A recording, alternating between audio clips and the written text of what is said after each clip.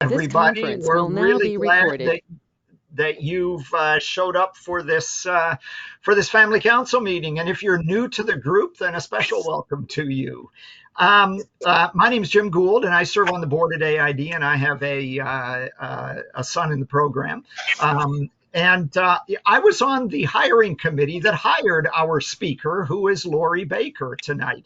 So let me tell you a little bit about Lori's qualifications to talk about housing in particular, because that is the great strength, one of them that she has brought to AID in the over 3 years that she's been with us.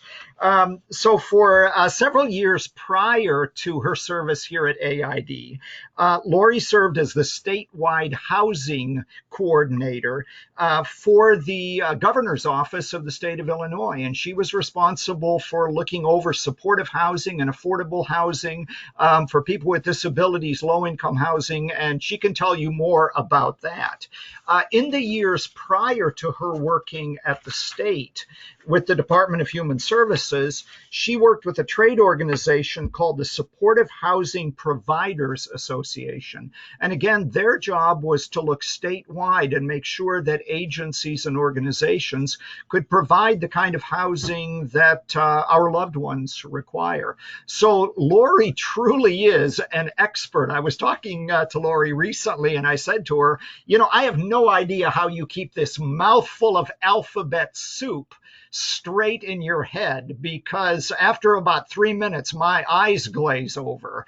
And she said, it's just 20 years of being immersed in the field. So, Lori, I'm so glad you're at AID, and I'm so glad you're going to talk to us about housing options tonight. Yeah, thanks everybody. I have been doing this kind of work for a very long time, so I'm really glad to be able to talk to the parents group about housing options for people with intellectual and developmental disabilities. When I did work at the state, it was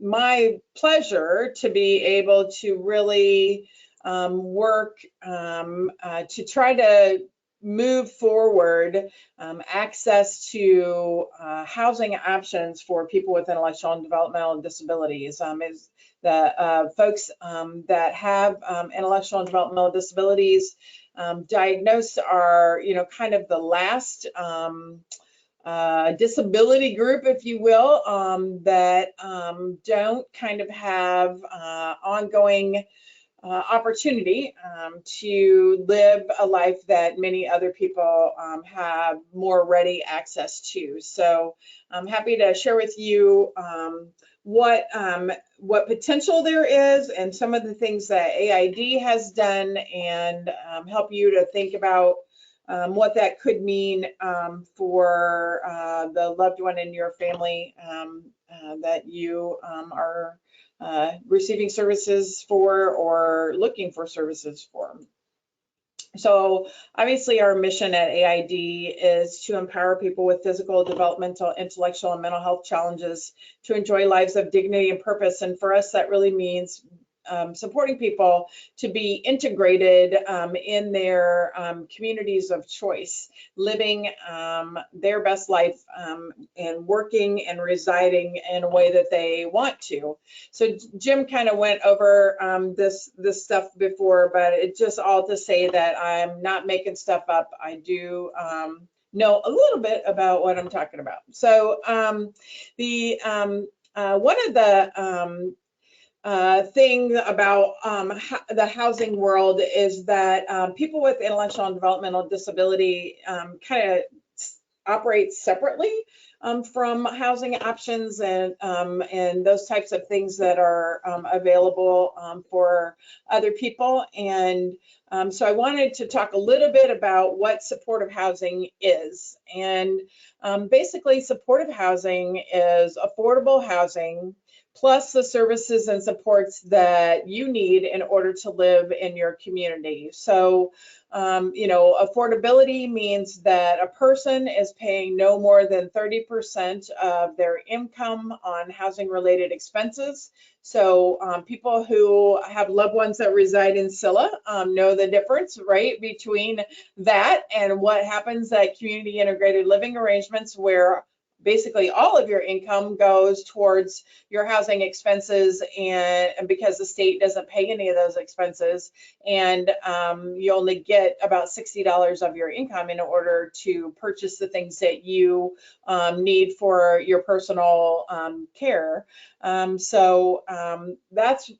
one of the great things about supportive housing, is that a person's able to retain their own income and be able to receive services in order to manage that income and think about how they live in the community.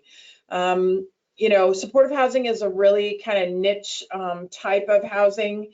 It is not for all people that need affordable housing. All of us need affordable housing, right? We all need housing that is affordable to us. But it's the support and the supportive housing that makes it different for people with disabilities.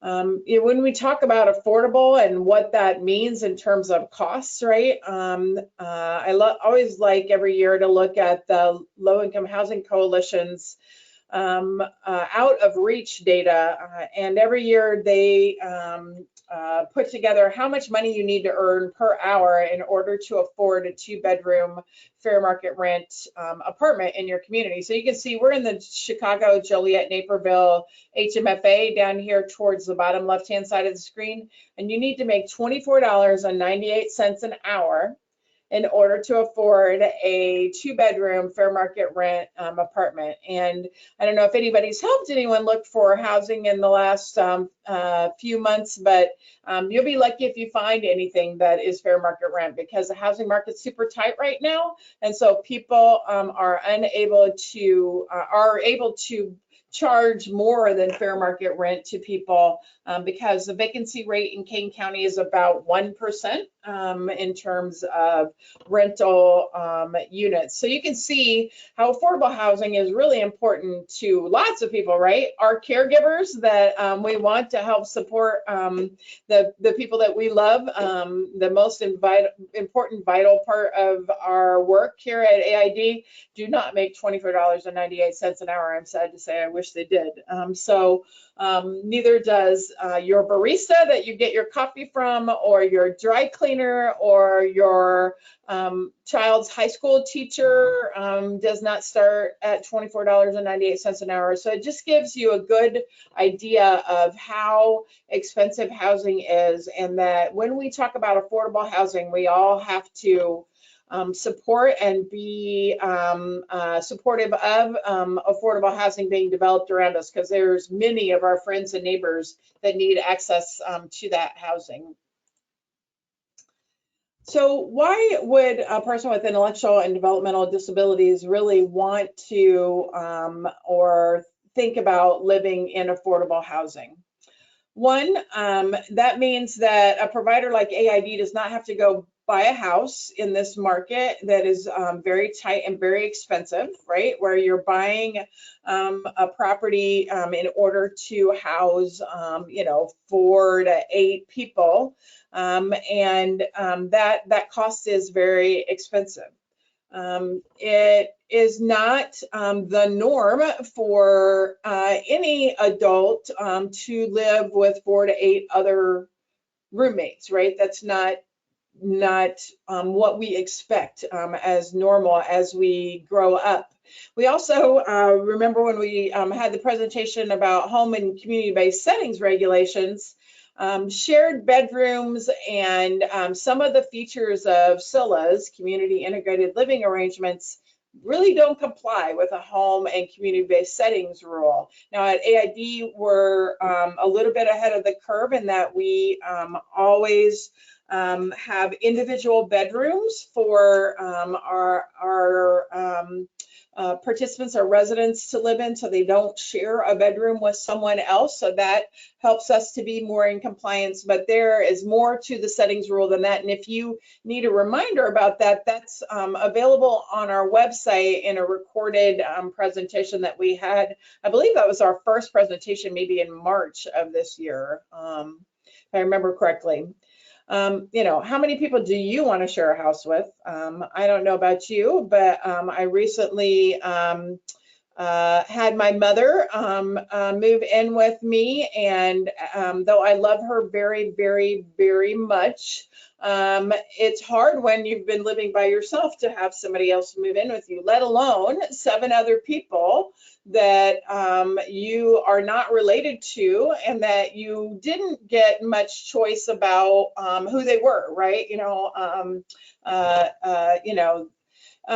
If you were upset and unable to communicate your upset in a way that the people around you could understand, you might lash out and have behaviors that are not positive behaviors. But if you have your own room and your own things, your own space, that can help reduce, right? If I had to go try to calm myself down and, get to a place where I could try to communicate better with the people around me about what my upset was. Being able to do that in my own room, in my own apartment, in my own home is easier than if you have to share a home or share a space with people that you might just need some time alone, right? To be able to like gather yourself and get together. Many of our aging residents that live with us, SILAs were an innovative thing, right? Carol just talked about the creation of Marywood and how it was a huge, it was one of our first, if not our first home here at AID. So this was a huge deal. And it is a wonderful place. So people live there, love it. Her sister loves it. But our younger families and our younger people that are coming into programs have had a much different experience of being integrated into the world through their educational system, right? Many people who are in their 60s and 70s that reside with us, didn't get to go to school in the same ways that our younger folks are, with the supports that they were with their peers who did not have a disability, who had access to going into the community and the supports that is involved. So they don't want to give up that flexibility that they had in their lives and support to go to a more shared living environment where if Tom wants to go bowling tonight, then everybody in the house has got to go bowling, or nobody gets to go bowling, right? Because of that shared service model that there is in a SILA. And how many of us want to be 30 years old and living with your mom, right?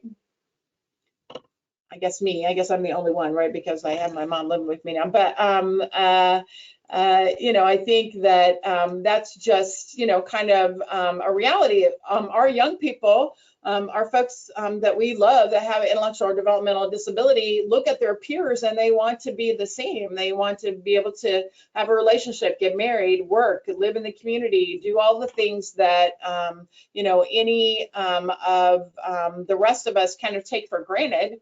They want to be able to experience and do. And why shouldn't they, right? So there's some ways that we can access affordable housing because, there's 2 pieces of supportive housing, right? There's, my thing is being fast on me. You need the housing and you need the services. So we're going to talk about the housing first and the affordable housing and ways that AID has assisted people in accessing affordable housing resources. So there are units of government that are all around the state that are called public housing authorities. And I know people often have this misconception in their mind of public housing, right? It has some negative connotations, but they are, in general, very beautiful, kind of state-of-the-art properties anymore that are developed to be affordable for people with low income. There's usually two different types of public housing resources. One is actually the physical buildings. Those are public housing buildings. Oftentimes, they might be multi-floored apartment complexes, and they're built with federal resources that make them able to charge less rent because the resources help them keep the cost of the development of the housing down so they don't have to charge as much money for the rent. The other kind of resource that they have is what are called housing choice vouchers. And those HCV, or housing choice vouchers, you might have heard them called Section 8 vouchers before, are a rental subsidy that a person is able to use to go out and rent a fair market unit. And they would only pay 30% of their own adjusted gross income towards the rent. And the rental subsidy would pay the difference up to fair market rent to the landlord. So it's another way to make housing that already exists affordable for people with lower incomes. Now, in the state of Illinois, we have a program that is called the Rental Housing Support Program, or RHSP, and it was passed by legislation and takes money from recordation fees on real estate sales that go into the kind of RHSP bucket that then goes to help pay landlords to have units that are accessible to people with lower incomes. At AID, we support about 20 or so people who reside in rental housing support program units around Kane County. It's a smaller resource. There's not a huge amount of units around the state, but it's another type of affordable housing. The next type of housing that we have is called the Statewide Referral Network, or SRN. And these are units which are supportive housing units that are developed by the Illinois Housing Development Authority, or IDA. I'll tell you a funny story about IDA. When I first started in affordable housing services, I didn't know anything, and I would just sit quietly and take a lot of notes, and then I'd go home and like look stuff up on my computer. And these people kept talking about this woman named Ida and all of the cool things that she did with affordable housing. And I finally found out that they weren't talking about a woman named Ida, they were talking about the Illinois Housing Development Authority. So we all have to learn these acronyms at one point or another, right? So Jim, that was my first foray into that didn't end well, but at least I figured it out finally. Anyway, IDA is our state housing finance agency. Their job is to develop affordable housing around the state for the people of Illinois. And they develop both rental housing and for sale housing by working in partnership with affordable housing developers. And they wanted to be able to develop more supportive housing units that were affordable to people that had very low incomes, because oftentimes people with disabilities have very low incomes. And they wanted to be able to produce more of these units than they were being able to do at the time. So they began in the low-income housing tax credit process, which is an affordable housing application process. They began to incentivize, give extra points in the application if you set aside statewide referral network, or SRN, units within the property. The waiting list for these units is located at ilhousingsearch.org. And one of the things that AID did very well from the beginning of this waiting list, which I used to manage when I was at the state, whenever it started, probably about 15 years ago now, AID said, hey, you know what? This is a really good idea for the people that we support. We need to get folks on the waiting list that would be eligible for this. So AID did a really good job of both on the behavioral health side and then on the developmental disability side of getting people who are interested in living in SRN units in larger affordable housing complexes onto that waiting list. And so that meant that we were one of the few places that actually put people on the waiting list. So when new projects opened up here, guess what? The people that we put on there got access to those units and were able to access that affordable housing. And we just kept repeating that at AID and still continue to this day to use SRN as a way to support people. And there are some properties that are that I'm going to show you pictures of, and that some people that I see on the screen, loved ones, actually live in some of these low-income housing tax credit properties and in some SRN units.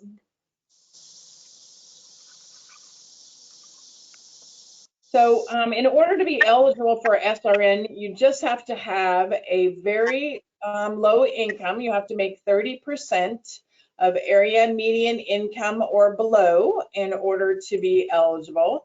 And then you also have to have a disability or being experienced homelessness or at risk of homelessness. There's probably about 2,800 units now, and every year more units are developed across our service area and the place, and really all across Illinois. So these are really great resources and a good waiting list to get on if your loved one is at all interested in living in their own apartment or with a roommate in a 2-bedroom apartment. So after about, I don't know, about 8 years of statewide referral network units being available, the state of Illinois applied for Section 811 project-based rental subsidies from the Federal Department of Housing and Urban Development, or HUD. You might have heard of HUD before. And they applied for this funding to make it even more affordable for people with disability and very low income to be able to live in affordable housing properties. So what this is a rental subsidy that can layer on top of those statewide referral network units and make the rent even more affordable. Because you remember that I said that those units were for people that made 30% of area median income. Well, most people that get Social Security disability payments make from about 16 to 19% of area median income, depending upon where they live. So even a 30% AMI rent unit is a little bit of a stretch, right? If you're making 16 to 19%. So this rental subsidy layers on top of that 30% unit and allows a person to only pay 30% of their income, and the rental subsidy pays the difference to the landlord. So it was a really great national resource that only a handful of states were able to get. And when I worked at the state, we actually had just been awarded our first allotment of these Section 811. And then as I was there a couple years later, we applied for a second allotment and received those as well. And those units keep coming online. And they have been targeted to the people that we love, right? They are targeted to Ligas class members, along with Williams and Colbert class members, which are some other class action lawsuits that the state of Illinois is in besides the Ligas one. And so that's exciting because those other class members that are eligible for 811 rental subsidy units only live in Cook County. So that means that any one of these 811 units that are outside of Cook County, Ligas class members are going to have a really great opportunity to be able to live in. And if your loved one has been selected off of the PUNS list or moved out of an ICS or is currently on the PUNS list, that means they're a Ligas class member. So that means that they're eligible for these resources.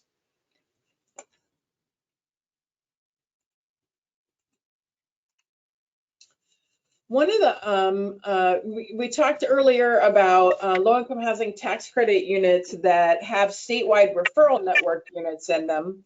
There also are all the other affordable units that are in a low-income housing tax credit property that have higher rents than 30% AMI rents. They have 50 or 60% AMI. And we have done really well at AID with creating SILAs within low-income housing tax credit properties by having a person and their roommate live in a 2-bedroom unit and having multiple units that have people with intellectual and developmental disabilities living there and forming a 6 or 8 person SILA by that because everyone lives in their independent apartment within that property. The 50% or 60% of AMI is important because many people with an intellectual or developmental disability are able to sometimes draw on their parents in order to get a higher Social Security level that puts them sometimes, particularly if they are sharing with another person, right, over the income limit of 30% of area median income. So these units help folks that have a little bit more income on the IDD side have access to some affordable housing that is affordable to kind of a middle income kind of group of folks.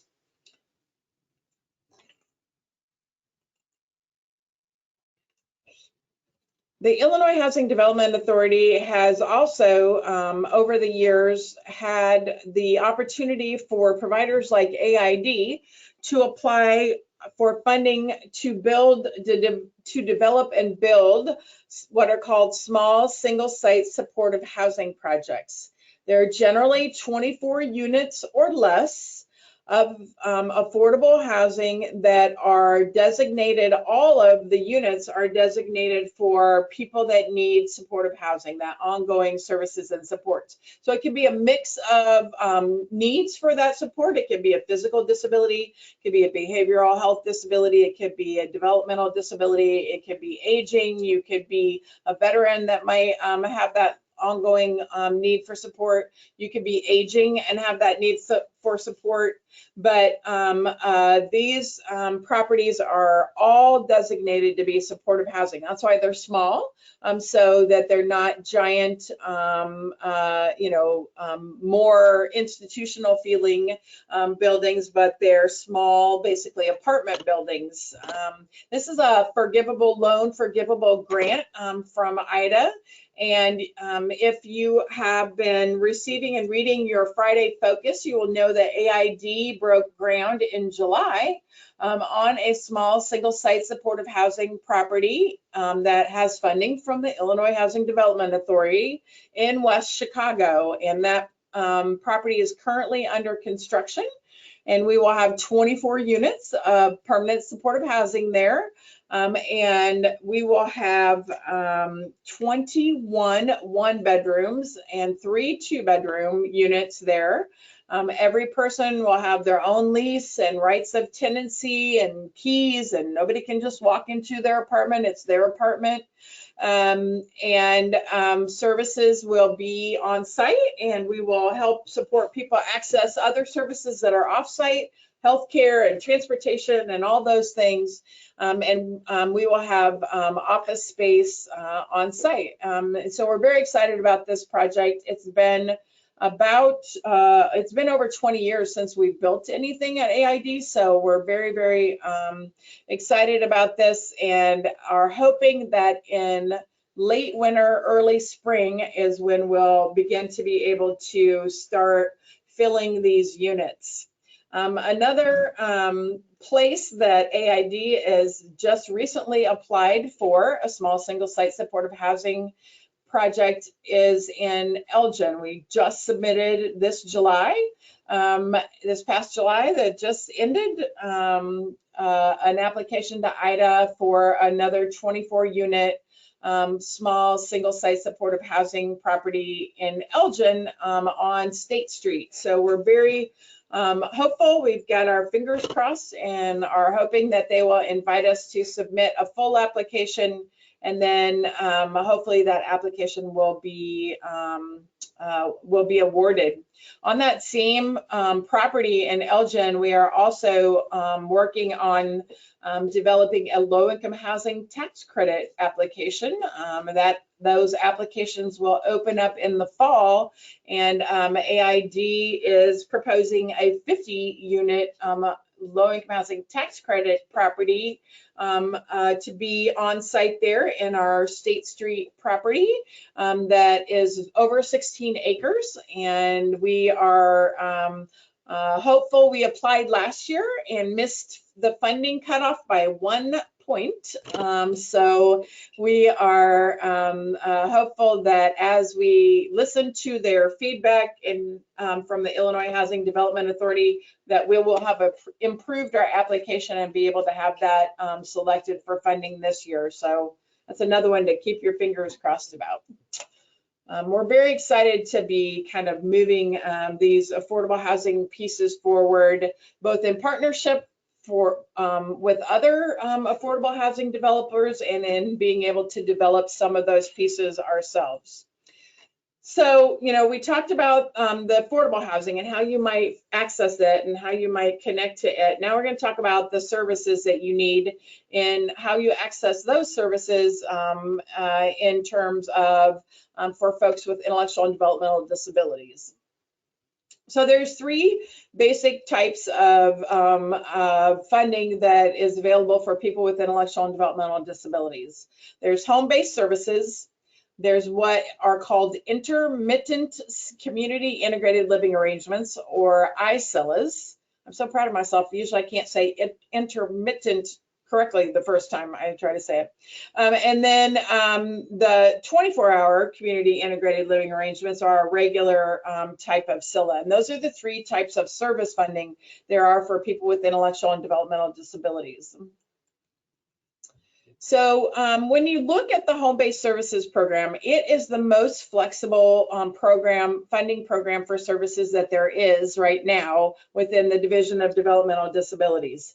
There's a monthly allotment of money that you are able to purchase services for and pay for personal support workers who you can choose as the family what hours or what type of service you want in order to best support your loved one, right? So it's much more flexible, much more easier to work with. But the problem with it is it's got a cap. So you are eligible for $2,382 per month to purchase these hours of service, with an annual maximum cap of $28,584. It's like 2.5 times Social Security disability, basically, is what it is. And this is legislatively capped. And this is the downfall to home-based services, because the flexibility is great, but you probably are only going to be able to purchase, somewhere between 10 and 15 hours of support a week. And for many people, that's not enough support if you're going to live independently in the community in an apartment. So this is a great option if you have a more independent loved one who just needs a little bit of checking in and support, maybe some assistance with their bill paying and budgeting and shopping, cooking, this would be a good level. And many people that have been being selected off the PUNS list have been choosing home-based services while their loved one is at home with them still, right? Because you kind of subsidize that support as the family, right? You provide support whenever the home-based services support worker is not there. And that is okay and that works. But how does it work if your loved one is by themselves in a unit? Now, the next type of support is intermittent SILA. Say that 3 times fast. It's very hard. This is community integrated living arrangement services that is less than 24 hours a day. That's the official definition. The consumer, the individual that receives iSILA services controls their own unit, is not owned by AID or another service provider. They would get a affordable housing unit by working with the local housing authority, SRN, 811, some of these other resources that we talked about. They would sign the lease, they would have their own key, their rights of tenancy, they would have all the responsibilities that's implied, and then they would get supports that would be not there 24 hours a day. And you see some examples of what some of those supports might be. It depends upon what the person needs, and it should be individualized and tailored to what their needs are. Now, the challenge right now with intermittent SILA is that there is a amount of hours, which is 15 hours per week, that is the standard amount that many people receive on iSILA. Now, when you look at the definition within the rules, it says less than 24 hours of support per day. So it is possible to get more than 15 hours a week in intermittent SILA support, but there is not a dedicated process for how that can be requested. And it really, depends upon advocacy ability, what your relationship is like with a provider and with the ISC who has to help you request these additional hours above 15. We continue at AID to work with our peers and trade associations in order to press the Division of Developmental Disabilities to create processes that would make it clear and easy to be able to apply for additional hours above those 15 hours. That is the floor of how many hours you can get with intermittent SILA, but we're not quite there yet. I was just on a meeting today when we were talking to the court, the folks at Equip for Equality, who helped bring the lawsuit in Ligas about ways that we can continue to advance housing options, and talking about ways to improve intermittent SILA services as a way to receive services in affordable housing was a big part of our conversation. So there are about 4, and these are older bulletins. It's from whenever I worked at the state.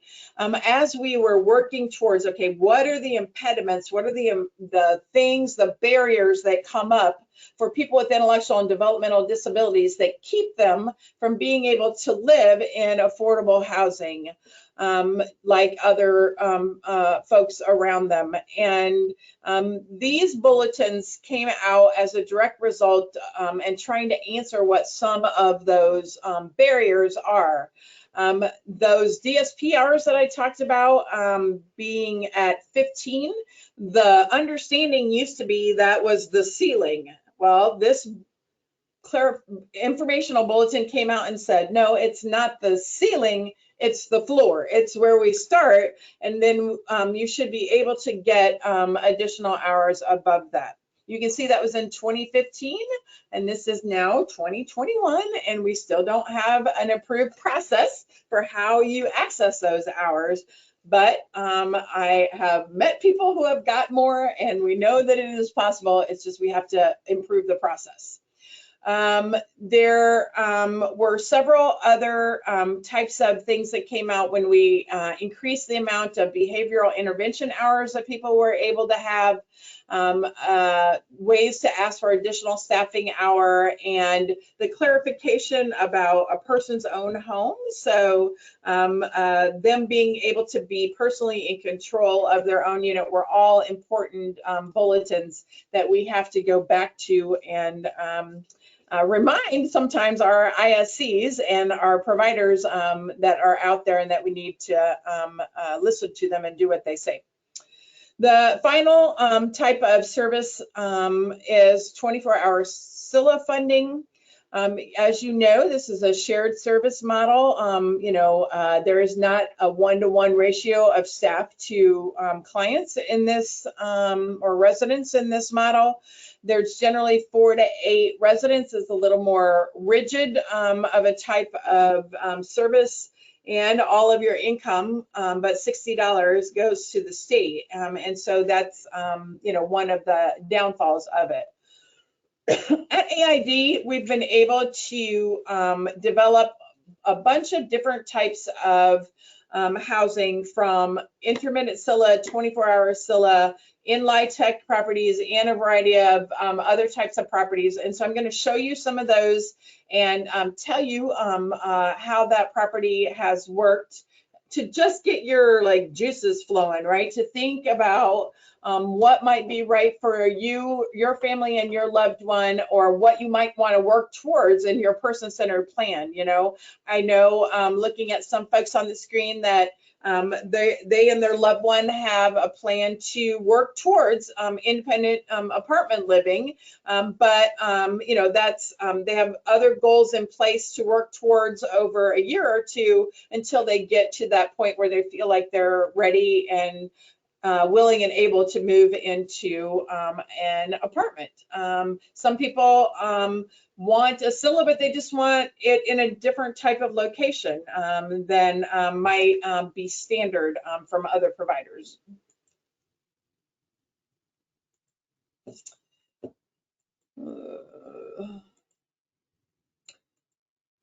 So these are some of the residential options we have available at AID. We have a variety of properties that are owned by parents that own the property, and the residents that we support pay rent to those owners in order to maintain the property and keep it up. We have a lot of duplexes that we own, so those are a really nice option to be not 4 people all together in one home, but 2 people in one duplex and 2 people in the next door duplex. We often have a shared door in between them so that staff can go in between the 2, but they're 2 really independent homes, right, that can be a 4-person SILA, but it's much more normal, right, to have 1 roommate than to have 3 or 4 or 5 or 6 or 7 roommates, right? AID has been able to, over the years, access some HUD funding. It is actually old school Section 811 funding. I don't know why it keeps moving by itself.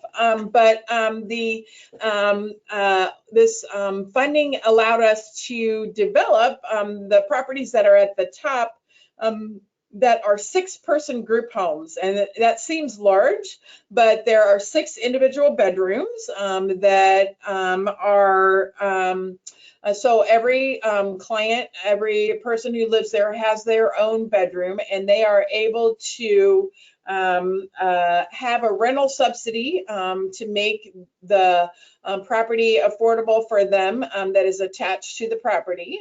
Those are called, these are, we have more than 3. Those are just some examples, but we have, wow, I think we probably have about 8 of these 6-bedroom homes that we've been able to develop over the years. Back in the day, before HUD changed Section 811 to a rental subsidy only, they had these bricks and mortar where you could apply for the money to build the property as well as the rental subsidy to make it affordable. And then remember we talked about those low-income housing tax credit properties? These are what they look like. Aren't they nice? They're beautiful properties, brand new, all kinds of amenities. You can tell how competitive it is that we lost the funding, or, we weren't able to access LIHTC funding last year by 1 point. So you have to have a lot of really nice amenities and features. They have lots of different common areas with Wi-Fi and workout rooms and libraries and computer rooms and, beautiful units.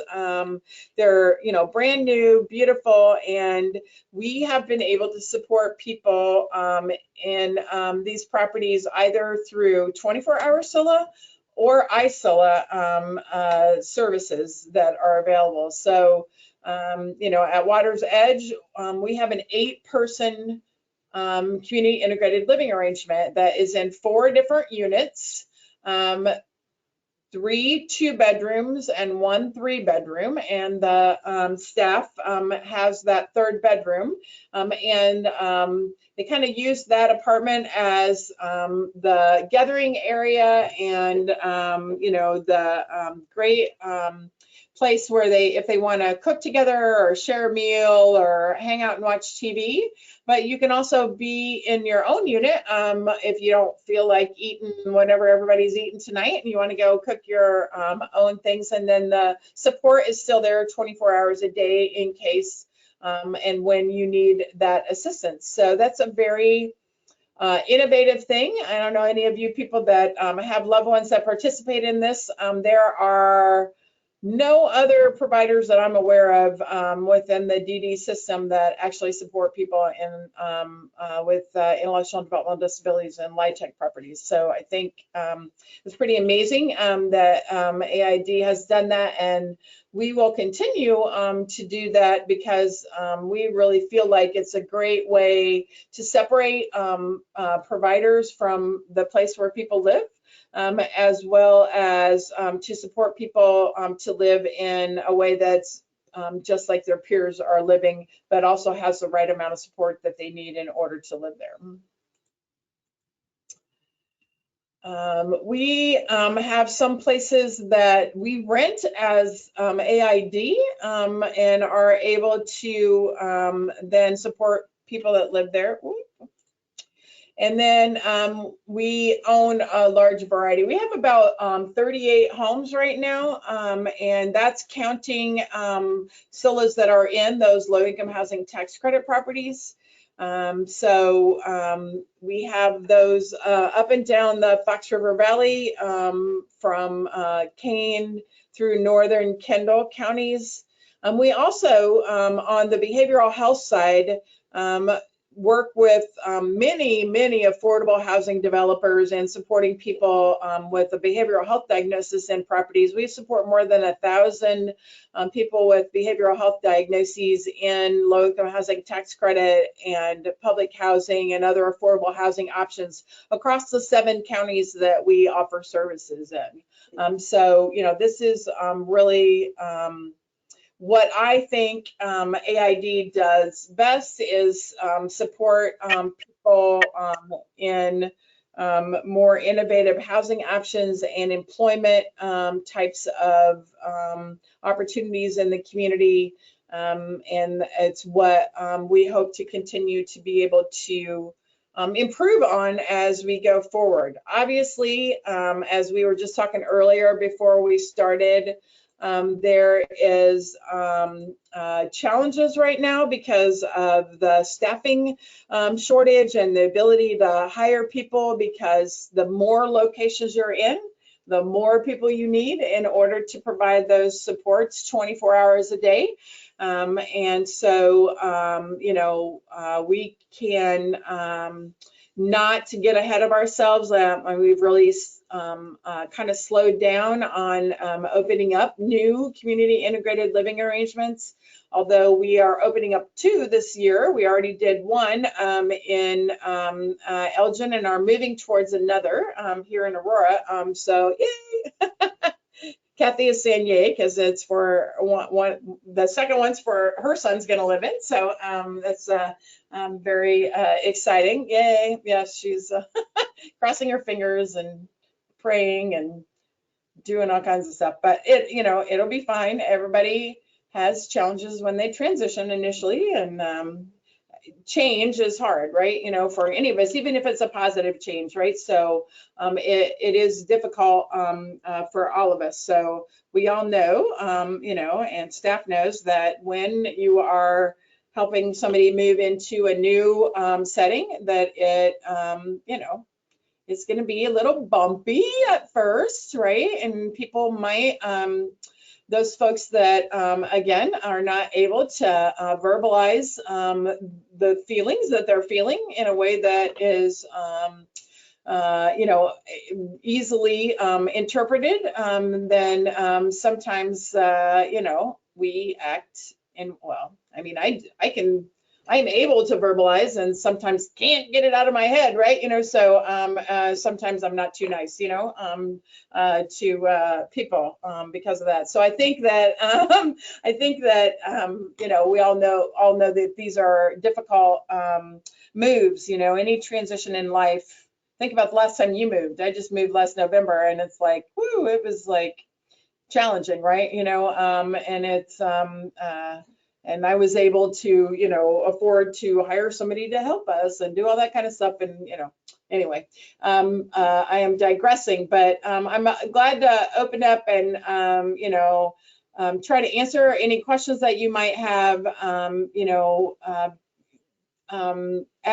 This is something that I personally really believe in, that all people are able to live in their community with the right supports, and that we work really hard to try to continue to push the state to be able to make that easier and to be able to fund some of those options. I see Mike has his microphone unmuted. So what would you like to ask or say? The parents that have the parent-owned Scylla houses, do their residents pay rent via the subsidies you talked about, like the Section 8 vouchers and all the other options that you discussed? So generally what they do in a parent-owned Scylla is they pay the amount that, so Scylla has rate, right? How that pays for services, and then they've got in the top right-hand corner of the Scylla rate page is information about like housing expenses. And basically, this is a really simplified way to say this, but basically that's a person's Social Security disability. So the state, takes all of that money, and then gives it to the provider to pay for the housing, and then the provider gives back to the client the $60 payment, and that's the way in general Scylla funding works. So what happens is that rental amount that would have gone to the provider for the rent gets instead paid to the owner of the house, whoever that is that they're renting it from. And it depends upon it really depends upon what what is negotiated and what can be afforded and all those kinds of things. We most of the time do upkeep and maintenance and all that kind of stuff on homes. You know, if you really think about being a landlord, normally you would be responsible for upkeep and maintenance and for snow removal and lawn care and all that. It kind of gets negotiated out, and it kind of depends upon what rate the client, you know, the resident gets for their services and housing, and how that can be divided up, because that money that's for housing is not just for the rent, it's for rent and utilities and for telephone and cleaning supplies and, you know, I mean, so for a lot of stuff. And so you can't give all of that money towards the rent because it helps pay for some of the other things that the provider would provide there. Does that make sense, Mike? Yeah, I think it probably creates many questions as it answers. Like Valerie just said, well, what about things like groceries then? If you're taking all of their Social Security money and dumping it back to the housing costs, where are you covering transportation and groceries and all So those all kind of that stuff is required for us to provide as SILA providers. So we are gonna provide everything except for like personal items that somebody wants to purchase with that $60. So we're gonna help people access link so that they can put that towards food, and then we are also gonna provide food from the stuff that we order. I mean, we have to provide food, we have to provide transportation. It's all included within the SILA rate. So if the SILA rate doesn't give you enough money to do all of that and allow the resident to make, for example, a fair market rent payment, can that gap be covered by, for example, a Section 8 voucher? So a Section 8 voucher is not generally used, well, they're hard to come by, and they're not generally used in a, thank you, we're not generally used in a shared housing environment like that. And a person, a resident can't rent from their parents with the Section 8 voucher because it is, they're concerned about the ethics of that, and it muddies the water for HUD, and they don't like a rental subsidy to be used by a child to rent from their parent. I ask a question. Yeah. Paige has a special needs trust fund, Mm-hmm. where she could afford to probably buy her own home. Mm-hmm. So Mhm. parents wouldn't own it; she could own it herself. Yep. Mm-hmm. Is that a possibility for her? Mm-hmm. Yeah. No, I mean, that is definitely something that could work. That would be, you know, very similar to, you know, it doesn't matter how the home is acquired, right? You know, whether it's through a Section 8, whether it's through a parent owned, whether it's from renting from a landlord, whether it's AID owned, you know, it just matters that we're able to do the upkeep and maintenance, you know, in order to keep it decent, safe, habitable for everyone there, and that you would be able to have the right level of support for the person to live there. But you could definitely do that. And what about Section 8 vouchers? You said they're hard to come by. They are, you know, there's not enough affordable housing in the world, right? So I always, yeah. I'm in a position where I have been searching for myself. I am disabled myself, and I've been searching for a home. So I've been through all the red tape. I do all the work, so I understand it. Yeah. But, well, I don't understand it all. Nobody. Complicated. It's very complicated. I have done the work, and I'm searching for a place myself for a referral for a housing choice voucher. Yeah. And I don't know how this move's going to happen or go for Paige, but I will tell you, and I need to be honest here in front of all you guys. Paige went into SILA 2.5 years ago. I told you it was very hard for her. and the staff has came and gone all the time. The clients have been leaving, and Paige is the last one left at the house right now. But there were times that she was at that home where she was unsupervised. Just a couple months ago, one of the other clients cut her hair off, and it could have turned into a very dangerous situation because Paige is nonverbal, and if that client would have pulled Paige's hair the wrong way, she could have grabbed those scissors and it would have been.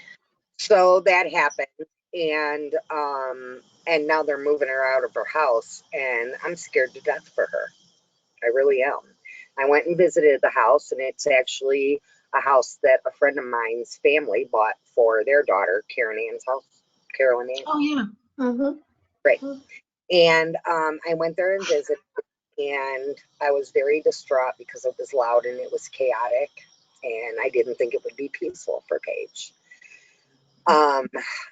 But I'm so concerned they have done no transitioning with her whatsoever.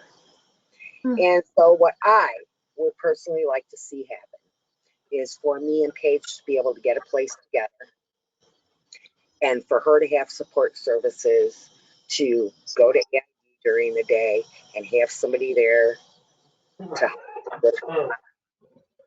And I could probably get my own services as well, but I can't take Paige by myself right now because I had a seizure 2 weeks ago, and it was bad.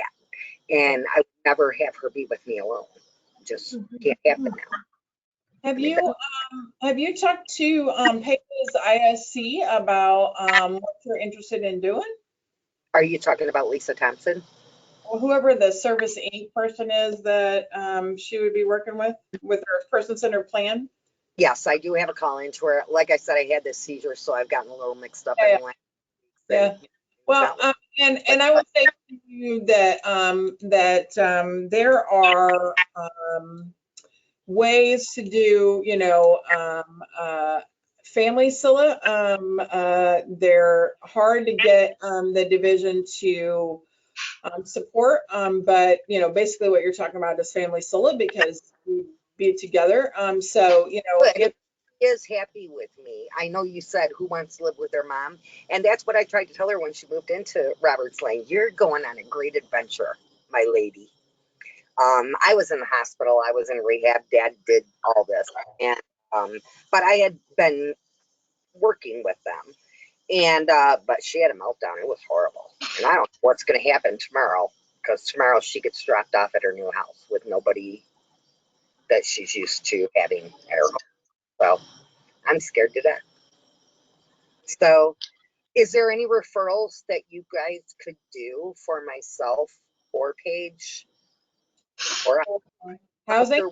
having supportive or supportive aid there, or one of these places you're talking about where they have apartments with 2 bedrooms or 3 bedrooms, one for a staff member, something like that. I know Paige would love a pool, and I know there's places out there. I have one picked out for myself in Will County that will accept a housing choice voucher. I just can't get one because I can't get the referral. So housing choice vouchers, you have to get on the local housing authority waiting list, and oftentimes, they're very long. But those other types of properties that I'm talking about have different waiting lists. So when you are looking at affordable housing, you kind of have to do what I call and play the affordable housing lottery, and you got to play to win, right?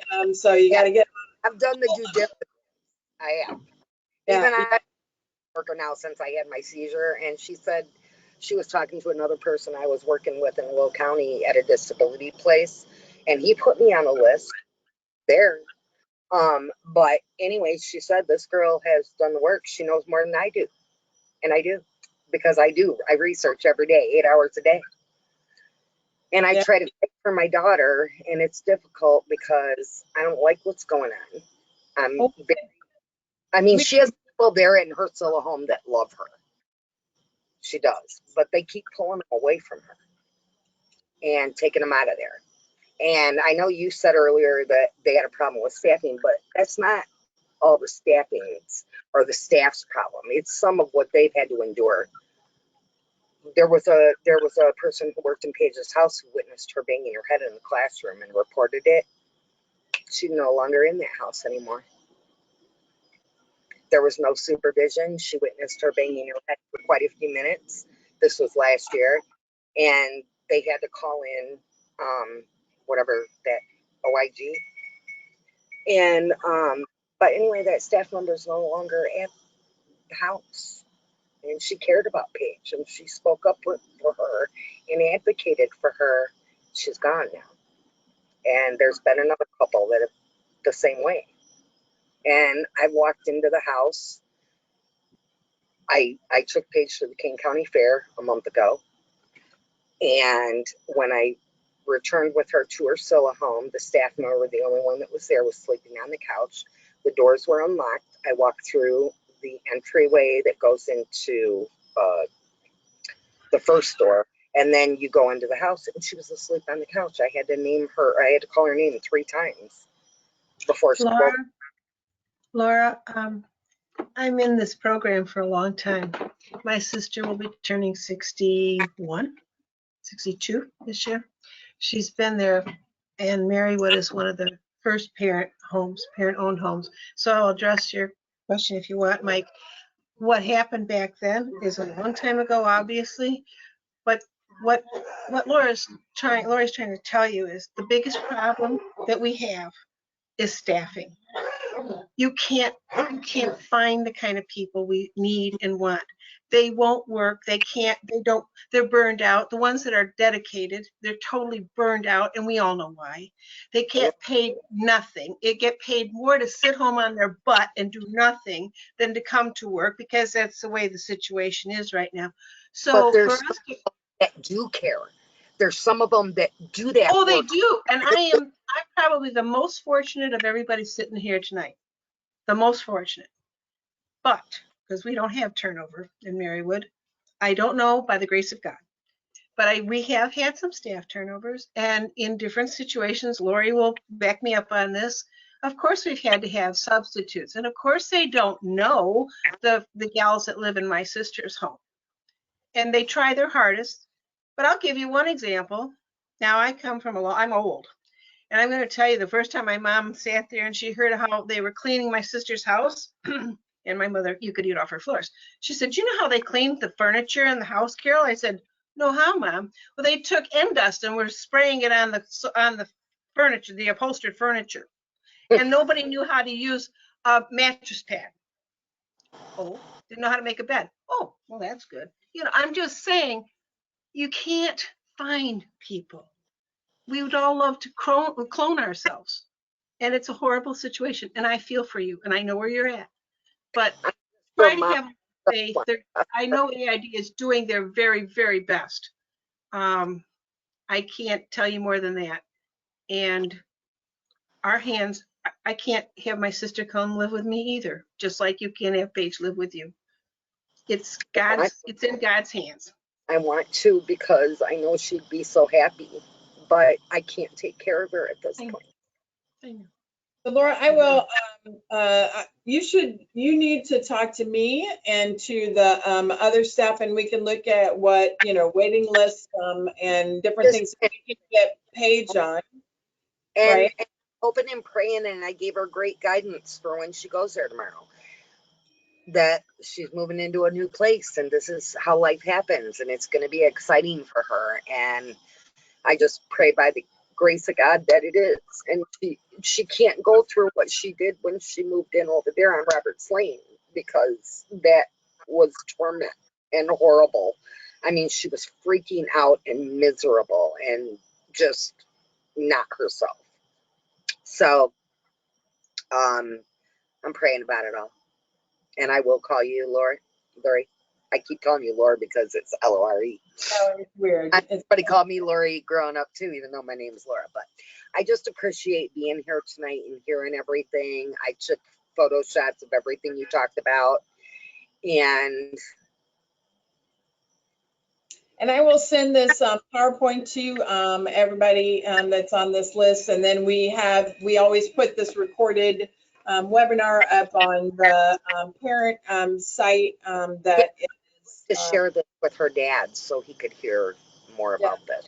Yeah, it'll be up by, it usually gets in my inbox sometime tomorrow, and then I give it to our social media folks that get it on the website and have it out there. So we'll have it out there so that people can see it. And we do have a plan as we move forward over the next little bit for our family council.